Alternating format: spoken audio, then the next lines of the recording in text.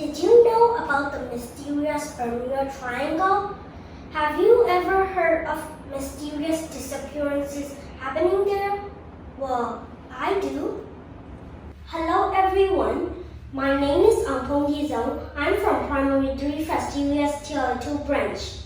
Today I will tell you about the Bermuda Triangle. The Bermuda Triangle is a place in the ocean where many ships and aircraft disappear for no reason at all.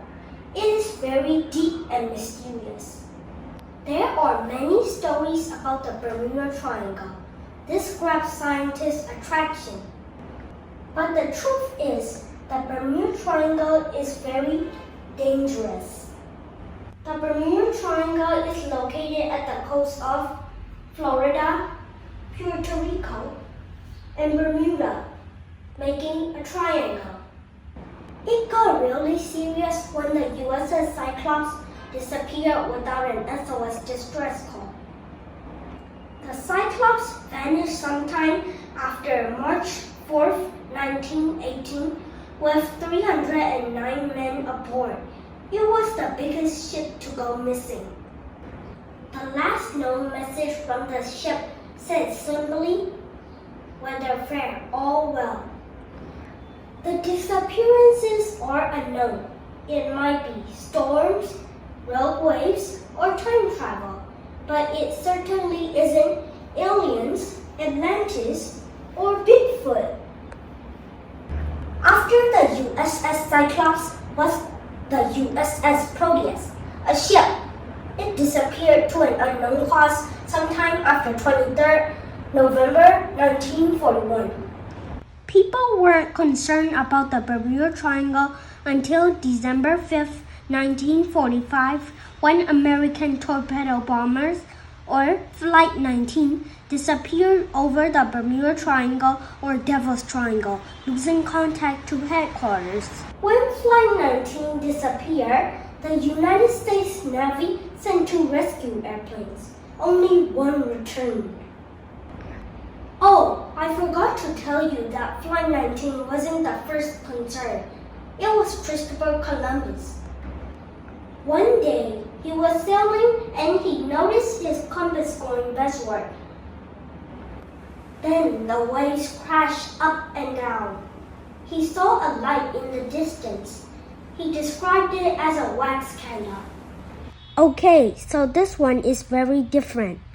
The airplane involved was a Beechcraft Bonanza single-engine aircraft. On board, pilot Bruce Gerner had 2 passengers, his father and business partner. They took off from Andros Island in the Bahamas and headed northwest for the Florida coast. It was December 4th, 1970. This was a typical flight Bruce had made dozens of times before. But this time would be different.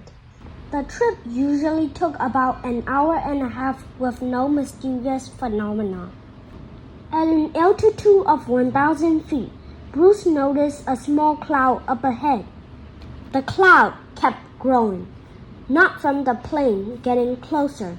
This thing was actually growing. Bruce had to fly through it. He flew through it finally. Another cloud appeared at 11,500 feet. But this one was massive. He had no choice but to fly through it too. When he got inside the cloud, it got dark as night. And then, BAM! He saw flashes of white thunder. But something wasn't right. It wasn't a thundercloud and it wasn't raining. The flashes were so bright it lit up the entire area.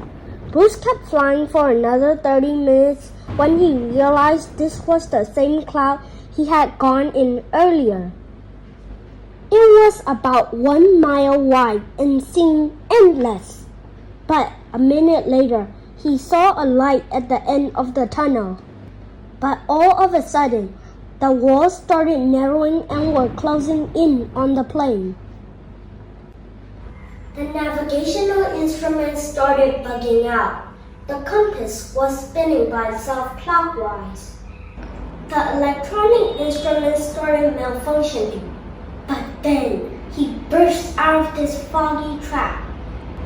He called ground control to determine his location, but ground control was shocked. The plane wasn't on the radar. But then ground control said he was already at the Florida coast. Remember, the trip usually took about 90 minutes, but this time it took 47 minutes to arrive to the destination. Do the math and research, and anyone will understand that this was physically impossible. But a few seconds later, he saw that he was really over the Florida coast.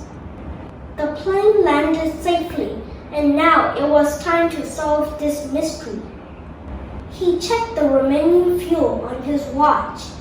The plane hadn't gone through the amount of fuel it should have gone through. Then he came up with his own theory. He even wrote a book about it. It was called Flight Through the Electric Fog. That's all for today. Till we meet again.